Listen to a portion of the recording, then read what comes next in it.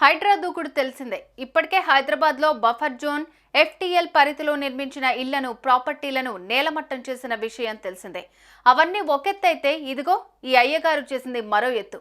ఏకంగా చెరువులోనే 3 అంతస్తుల ఇంటిని నిర్మించాడు. ఇది తెలిసిన అధికారులు ఏం చేస్తారు? బాంబులతో కూల్చేశారు.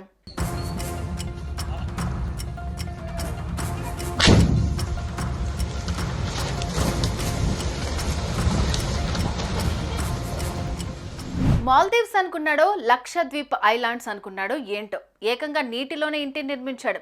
ఈ ఘటన జరిగింది సంగారెడ్డి జిల్లా కొండాపూర్ మండలం మల్కాపూర్ గ్రామ పంచాయతీ పరిధిలోని మదిరా గ్రామం కుతుబ్ సాయిపేటలో. సికింద్రాబాద్కు చెందిన వ్యక్తి 12 సంవత్సరాల క్రితం మల్కాపురం పెద్ద చెరువు ఎఫ్టీఎల్ పరిధిలో ఈ భవనాన్ని నిర్మించాడు. నీళ్లలో అడుగు పెట్టకుండా లోనికి వెళ్లడానికి కొంత దూరం నుంచే మెట్లు కట్టాడు. యజమాని కుటుంబ సభ్యులు వారాంతరాల్లో వచ్చి ఇక్కడ రిలాక్స్ అయ్యి వెళ్లేవారు.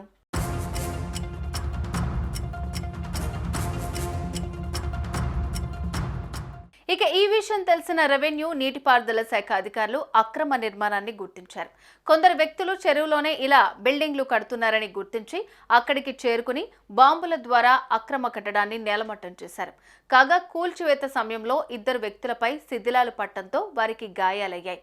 వెంటనే వారిని ఆసుపత్రికి తరలించారు.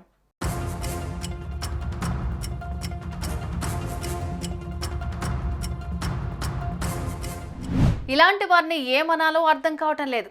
అరే, ఇప్పటికే చెరువులు కబ్జా చేస్తున్నారని ప్రభుత్వం తగిన చర్యలు తీసుకుంటూ ఉంటే ఇలాంటి వారు మాత్రం ఏమాత్రం భయం లేకుండా చెరువులోనే సెటప్ పెట్టేస్తున్నారు. కానీ ఇలాంటి సంపద ఎన్ని రోజులని మాత్రం ఉంటుంది?